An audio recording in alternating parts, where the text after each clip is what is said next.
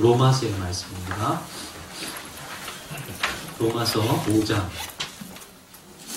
1절에서 11절까지 말씀입니다. 로마서 5장 1절에서 11절까지 제가 가지고 있는 신약 성경으로 245면입니다. 로마서 5장 1절에서 11절까지 말씀. 조금 기니까 우리 교독하시겠습니다. 마지막 절은 함께 봉독하시겠습니다. 제가 먼저 1절 봉독해 드리겠습니다.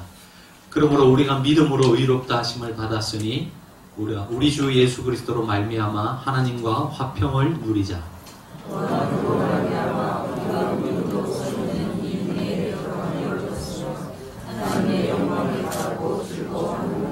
다만 이뿐 아니라 우리가 환난 중에도 즐거워하나니 이는 환난은 인내를, 소망이 우리를 부끄럽게 하지 아니함은 우리에게 주신 성령으로 말미암아 하나님의 사랑이 우리 마음에 부음받음이니.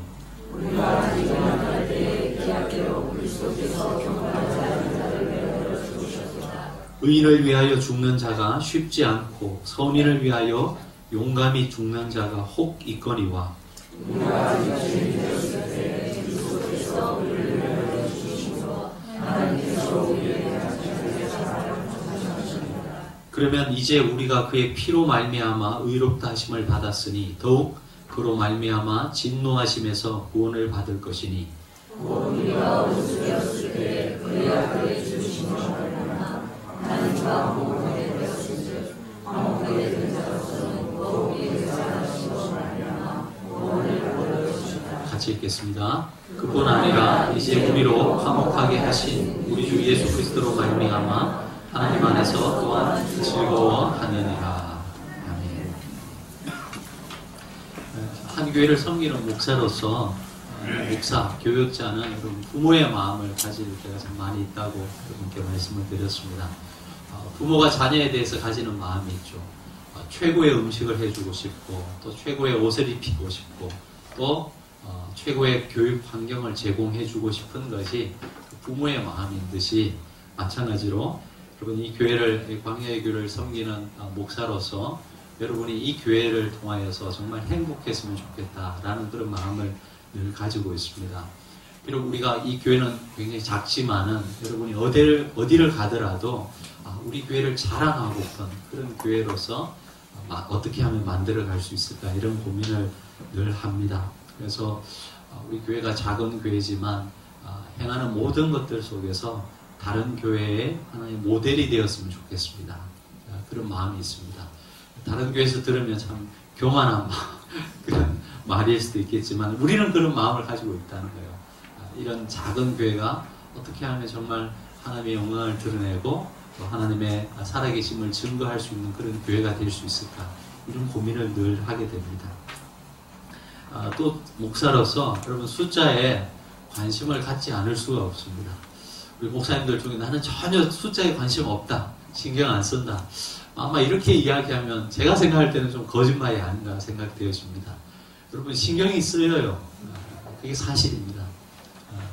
그러나 숫자가 중요하지 않은 것은 아닙니다.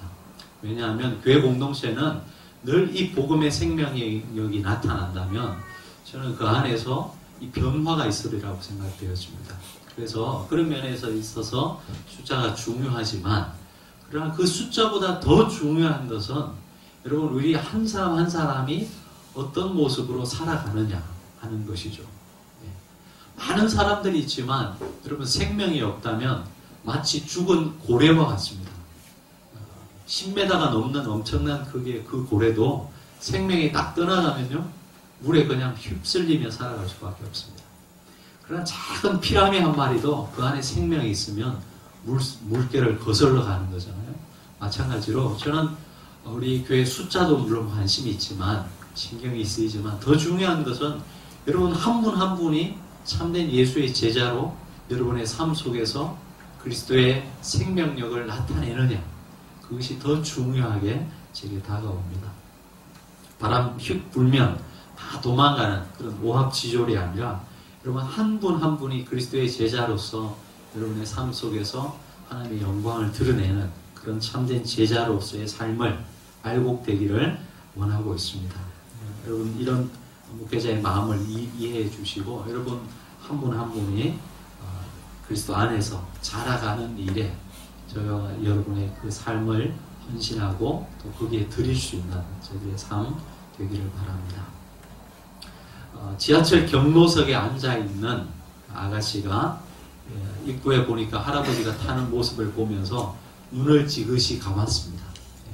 그것을 눈치챈 그 할아버지가 의도적으로 그 아가씨 앞에 가서 아가씨를 툭툭 치면서 이렇게 이야기하는 것이었습니다. 아가씨, 여기 노약자와 장애인을 위한 자리인 거 모르냐고 이렇게 말하면서 그 아가씨를 이렇게 뭐라고 그랬어요. 그랬더니 그 아가씨가 짜증나는 눈빛을 보내면서 이렇게 이야기하는 것이었습니다. 저도 돈 내고 탔는데 왜 그러세요? 이렇게 이야기하는 것이었어요. 그러니까 그 할아버지가 이렇게 이야기하는 것입니다. 아가씨, 여긴 돈 안 내고 타는 사람이 앉는 자리야. 비켜. 이렇게 이야기하는 것이었습니다. 우리가 구원에 있어서 사실은 다 돈 안 내고 탄 사람들이죠. 저와 여러분이 구원에 있어서 하나님께서 우리에게 베푸신 그 구원에 있어서 저와 여러분이 한계 있습니까? 우리는 다 무임성차한 사람들입니다. 그것을 생각하면 우리의 삶이 참 기쁘고 또 감사해야 되는데 우리의 삶은 우리의 삶의 현실을 보면 그렇지 않을 때가 참 많이 있는 것 같습니다. 우리가 신앙생활을 하면서 하나님의 은혜로 받지 못하는 이유가 무엇일까요?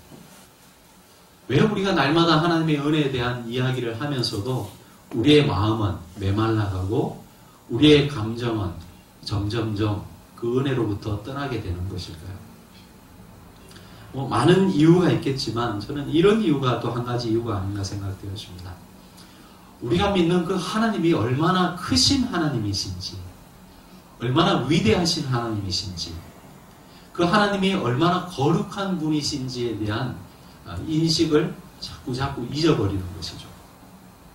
반면에 그분 앞에 서 있는 나라는 존재가 얼마나 연약한 사람이고 또 얼마나 거짓된 사람이고 얼마나 죄악된 사람인지 우리의 현실을 자꾸 잊어버리는 거예요.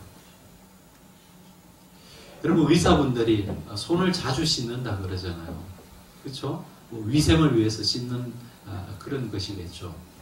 근데 여러분 우리가 그냥 손을 보면 깨끗한 것 같지만은 현미경을 가지고 우리의 손을 보면 정말 그 모습을 보면서 음식을 먹을 수 없을 정도로 여러분 우리의 손이 지저분하다는 것을 우리는 알게 될 것입니다. 우리가 알지 못해서 그렇지 알면은 그렇게 할 수 없다라는 것입니다. 마찬가지로 여러분 우리의 모습이 어떤지를 날마다 자각하는 사람들 그리고 이러한 우리를 받아주시고 용납하시는 하나님의 그 은혜를 생각하면 우리의 삶은 달라질 것입니다. 제가 몇 달 전에 슬픈 장례식을 인도했던 일에 대해서 여러분께 말씀을 드렸죠. 10대 아들이었어요. 또 외아들이었습니다. 그 아들을 먼저 보내고 그 장례 절차에 함께 했던 기억이 있습니다. 여러분 그 부모의 입장에 서면 어떻겠습니까? 여러분 그 아들 하나 바라보고 일을 했고 그 아들 하나 바라보고 달려왔는데 그 아들이 그만 먼저 세상을 떠났습니다. 그 아버지 어머니가 그렇게 이야기하더라고요. 자기 삶의 모든 의미가 사라진 것 같더랍니다. 그래서 그 장례 절차에 함께하고 이제 화장장에 가서 다 이제 절차를 마치고 이제 예배를 드리고 저는 왔습니다. 왔는데 나오는데 그때 세상을 바라봤어요. 세상을. 근데 세상은요. 그 한 가정은 그렇게 온 세상이 뒤집어질 것처럼 슬픔에 쌓여져 있는데도 세상은 아무렇지도 않더라고요. 늘 하던 대로 버스가 다니고 사람들은 일을 하고 아무 일이 없었다는 듯이 세상은 그저 잘 돌아가더라고요. 제 마음속에 화가 나더라고요. 한 가정이 이렇게 슬픔에 젖어서 고통스러워하는데 세상은 거기에 아무런 요동도 없이 그냥 어제 그랬다는 듯이 그냥 돌아가는 그런 모습에 화가 나더라고요. 근데 생각해보면요, 원래 세상이 그랬어요. 그렇지 않습니까? 저와 여러분은 이 우주의 중심에, 내가 중심에 늘 서 있죠. 그래서 내가 없어지면 세상이 없어질 것처럼 그렇게 느낍니다. 이 우주 중심에 나라는 존재가 늘 중심에 있지만 객관적인 입장에서 보면 사실 그렇지 않습니다. 우리 한 사람 이 세상에 있건 없건 세상은 눈 하나 깜짝하지 않고 어제 그랬듯이 오늘도 늘 그렇게 돌아갑니다. 그런 우리 자신을 인식하면 하나님의 은혜가 아마도 하나님의 은혜로, 말 그대로 은혜로 우리에게 다가올 것입니다. 오늘 우리가 읽은 본문 말씀을 보시면 하나님과 인간 간의 관계가 어떤 상황에 있었는지를 잘 묘사해 주고 있는데, 특별히 이 정층법을 쓰면서 바울이 우리 인간의 실존에 대해서 이야기하고 있습니다. 여러분 6절을 보시면 이렇게 나옵니다. 우리가 아직 연약할 때에, 그렇죠? 우리가 아직 연약할 때에. 8절을 한번 읽어보시겠습니다. 8절 앞부분만 시작. 우리가 아직 죄인 되었을 때, 그렇죠? 우리가 아직 죄인 되었을 때. 10절 앞부분만 한번 읽어보시겠습니다. 시작. 곧 우리가 원수 되었을 때. 같은 구조를 계속 띄고 있습니다. 우리가 아직 연약할 때. 두 번째는 우리가 아직 죄인 되었을 때. 10절에 가시면 우리가 원수 되었을 때. 이 말씀은 하나님과 우리 인간의 관계를 설명해 주기도 하지만 우리 인간의 실존이 어떻다는 것을 보여주는 그런 말씀입니다. 우리는 연약한 자이며 하나님 앞에서 죄인이며 또 더 나아가서 우리는 하나님의 원수였습니다. 그런 우리에게 하나님께서는 그 아들 예수를 주셨습니다.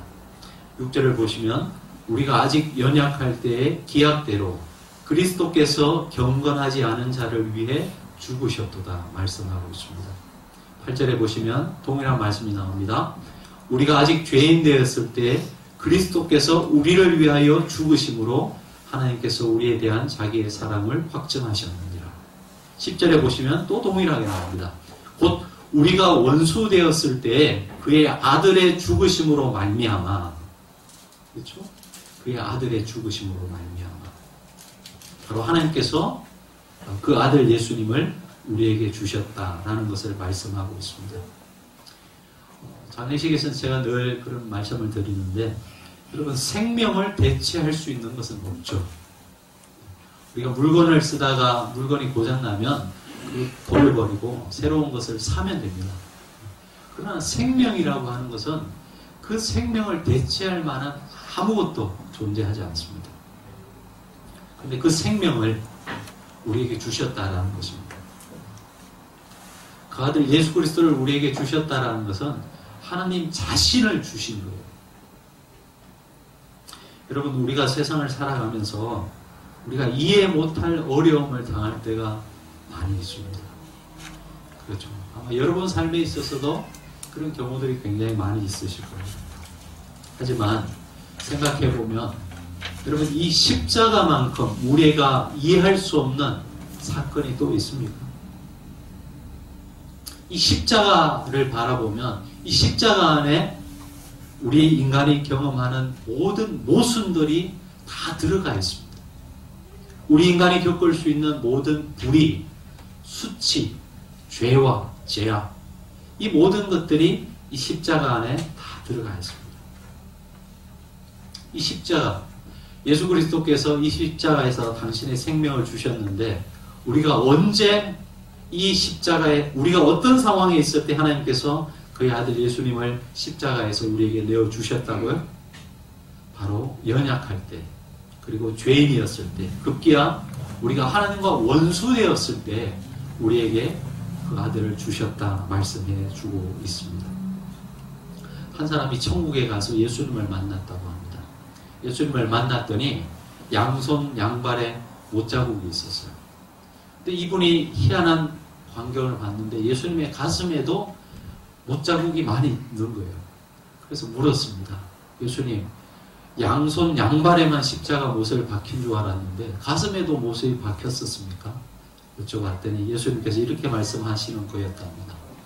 양손 양발에 박힌 못은 나를 믿지 않는 사람들이 박은 못이요. 이 가슴에, 내 가슴에 찍힌 이 못자국은 믿는 자들이 박은 못이라 그렇게 고백했다라고 합니다. 여러분, 우리는 예수님을 믿었음에도 불구하고 수많은 못을 아마도 예수님의 그 가슴에 박았을 것입니다. 우리가 죄인 되었을 때, 여러분, 예수님 믿고 난 후에도 여전히 우리는 죄인이죠. 죄인이었을 때 하나님께서 그의 아들을 우리에게 보내주셨고 십자가를 지게 하셨습니다. 성도 여러분, 인간이 사랑하지만 우리 인간의 사랑이라고 하는 것은 너무나 제한적이고 너무나 가변적이죠. 여러분, 한번 실험해 보시겠습니까? 여러분이 일평생 가장 절친이라고 생각하는 그런 친구가 있습니까? 그리고 똑같은 사기를 한 2번만 쳐보십시오. 그리고 엄청난 물적 피해를 입혀보십시오. 그 친구가 여전히 여러분을 친구로 생각하고 있는지 한번 보시기 바랍니다. 2번, 3번만 하면 다 떠나갈 것입니다. 일평생 친구였다고 해도 다 떠나갈 것입니다. 여러분, 우리가 젊을 때는 남녀 간의 사랑 말합니다. 없으면 죽을 것 같은 그런 남자와 여자의 사랑이라도 해도 여러분, 사랑하는 연인이 죽었어요. 어떡하겠습니까? 아무리 사랑해도 죽은 연인 옆에서 여러분 하룻밤을 잘 수 있겠습니까?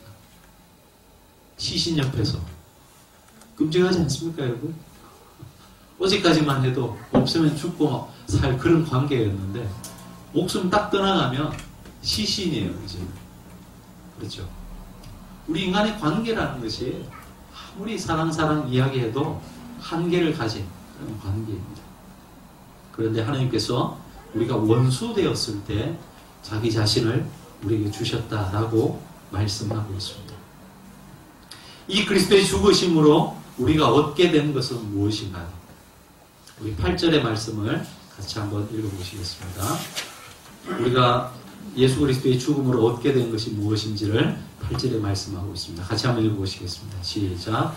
우리가 아직 죄악이었을 때 그리스도께서 우리를 위하여 죽으심으로 하나님께서 우리에 대한 자기의 사랑을 확증하셨느니라.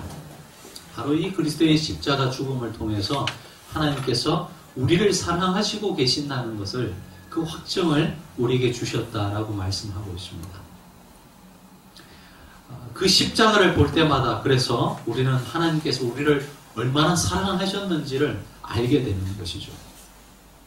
우리 삶에 어려운 일이 생기고 이해할 수 없는 고난이 닥치고 또 그로 인해서 고통이 따라올 때 우리는 이 십자가를 바라보심으로 그럼에도 불구하고 우리를 사랑하시는 하나님의 사랑을 우리는 기억할 수 있습니다. 사단은 우리를 자꾸 속이려고 합니다. 하지만 그때 우리가 바라봐야 하는 것은 바로 이 십자가인 것이죠. 이 십자가를 보면서 하나님께서 우리를 얼마나 사랑하셨고 어떻게 사랑하셨는지를 우리는 기억할 수 있습니다. 하나님의 사랑에 대한 의심이 들 때 여러분 과감하게 선포하시기 바랍니다. 로마서에서 로마서 8장에 이렇게 말씀하고 있습니다. 내가 확신하노니 사망이나 생명이나 천사들이나 권세자들이나 현재일이나 장래일이나 능력이나 높음이나 깊음이나 다른 어떤 피조물이라도 우리를 우리 주 그리스도 예수 안에 있는 하나님의 사랑에서 끊을 수 없으리라. 아멘인가요? 네.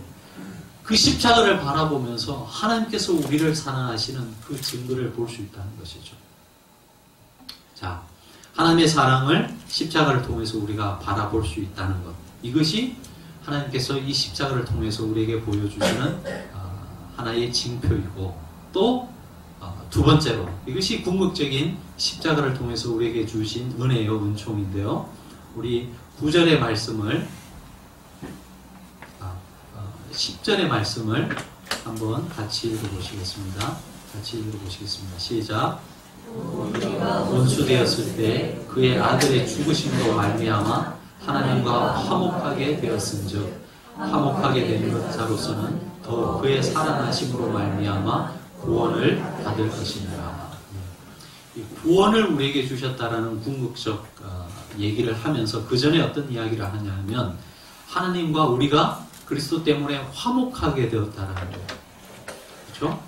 하나님과의 화목, 하나님과의 화해, 이것이 십자가를 통해서 우리에게 주시는 가장 큰 하나님의 은총임을 말씀하고 있습니다. 여러분, 이런 화목, 화해에 대해서는 이 5장에 대해서 굉장히 많이 나오고 있습니다. 1절을 보시면, 후반부에 보시면 주 예수 그리스도로 말미암아 하나님과 화평을 누리자. 우리가 10절 읽었지만 11절의 말씀에 보도 그뿐 아니라 이제 우리로 화목하게 하신 우리 주 예수 그리스도로 말미암아 하나님 안에서 또한 즐거워하느니라, 이렇게 말하고 있습니다. 유진 피터슨이 쓴 메시지 성경을 보시면 10절과 11절을 이렇게 번역하고 있습니다. 한번 잘 들어보시기 바랍니다. 우리가 최악이었을 때에도 그분 아들의 희생적 죽음을 통해 우리와 하나님 사이가 친밀하게 되었습니다. 그렇다면 우리가 최선인 지금 그분의 부활 생명이 우리 삶을 얼마나 더 넓고 깊게 하겠습니까? 하나님과 친구가 되는 이 엄청난 선물을 실제로 받아 누리고 있는 우리는 이제 더 이상 단조로운 산문적 표현에 만족할 수 없습니다. 이렇게 번역하고 있습니다. 하나님과 친구가 되는 이 엄청난 선물이라고 표현하고 있습니다.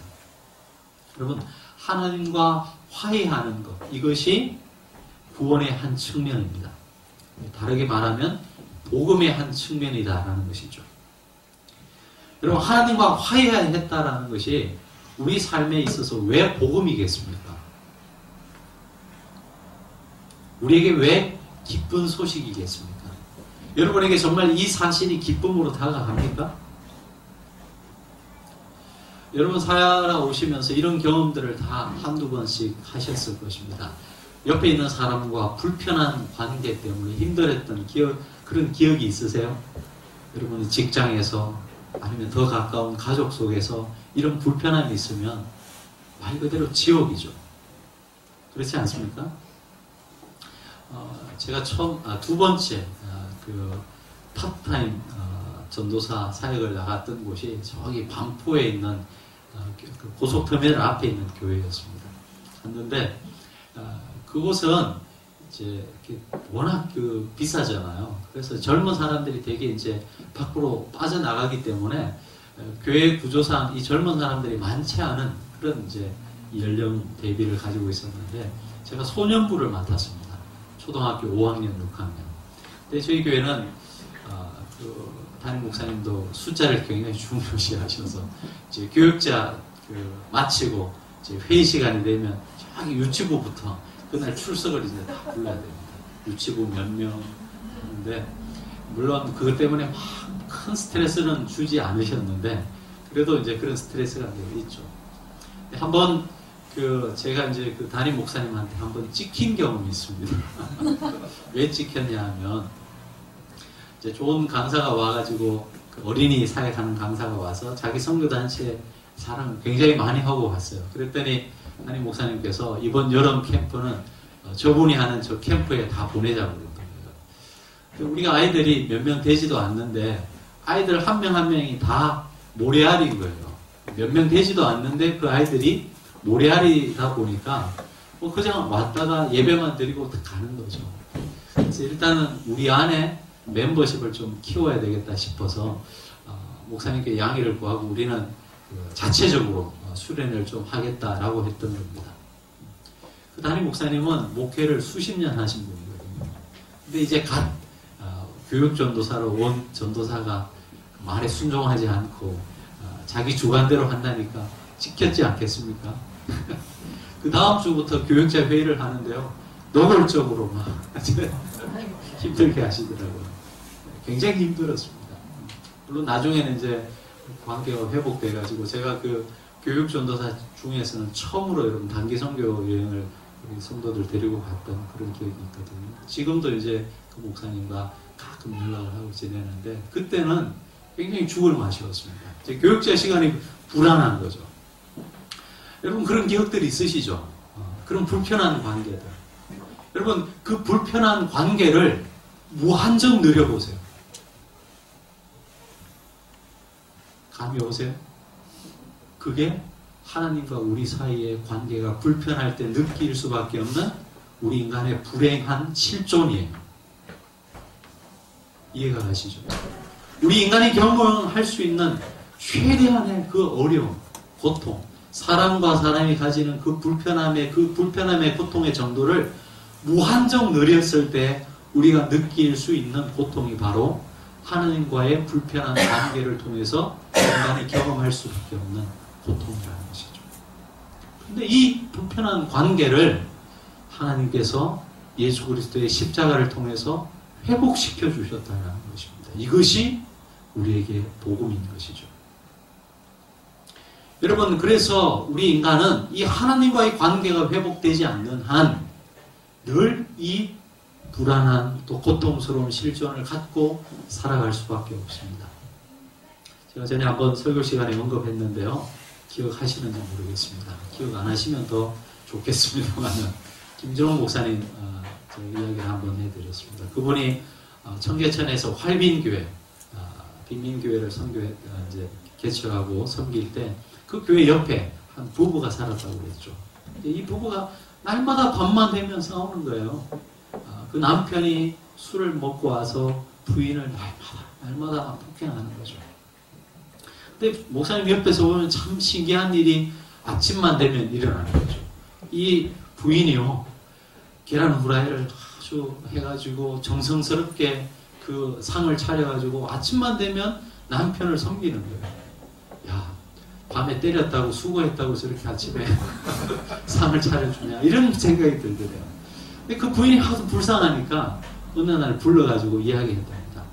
여보시오, 어떻게 저렇게 밤만 되면 때리는데 어떻게 아침만 되면 그렇게 또 상을 정말 정성스럽게 차려서 대접해 주시냐고, 어떻게 된 거냐고 했더니 그 아주머니 하는 말이, 목사님 저 사람이요 술을 먹어서 그렇지 술만 안 먹으면 천사랍니다. 이런 이야기를 하고요. 그 말을 들으니까 더 가슴이 아프잖아요. 그래서 정말 마음을 먹고 이제 그 아저씨를 불러서 얘기를 했답니다. 술을 안 먹었나요? 그래서 어떻게 저렇게 좋은 아내를 뒀는데 그렇게 술만 먹으면 팹니까? 남자 대 남자로 한번 이야기해 봅시다. 이렇게 얘기했던 거죠. 그랬더니 그 아저씨가 자기 이야기를 하더라는 거예요.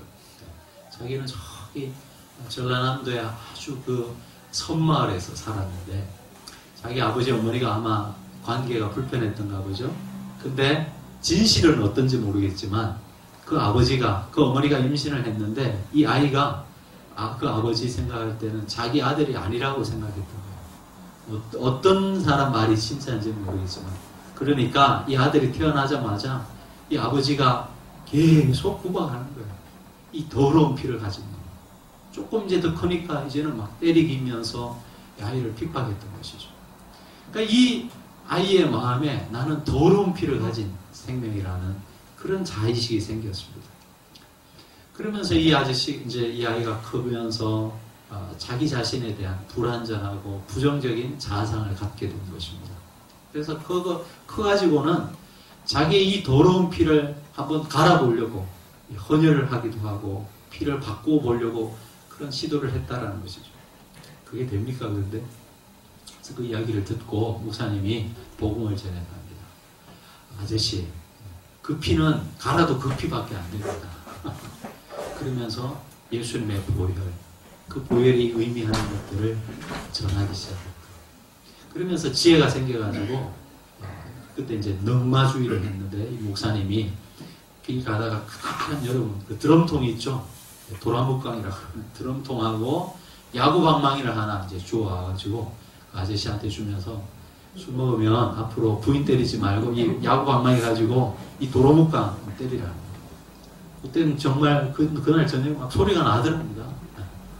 다음날 아침이 되었는데 찾아왔어요. 하루 만에 그냥 아작이 나가지고 쓸 수가 없으니까 하나 더 구해달라고. 근데 여러분, 이 부부가 예수님을 믿게 되었어요.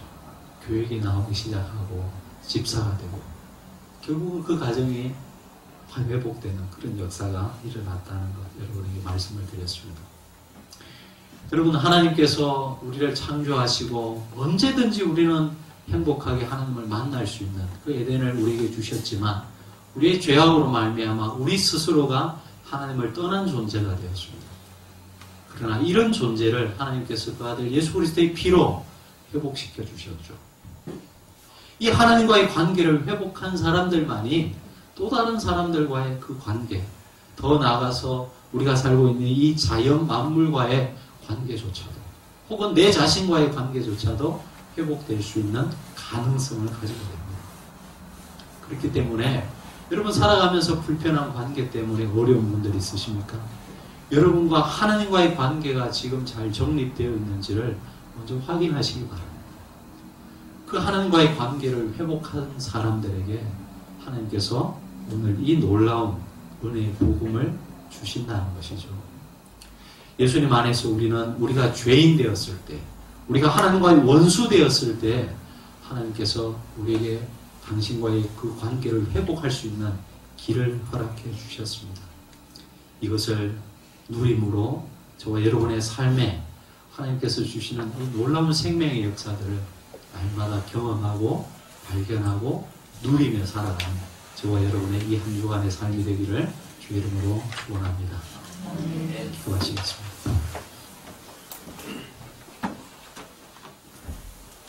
하나님 아버지, 은혜를 감사합니다.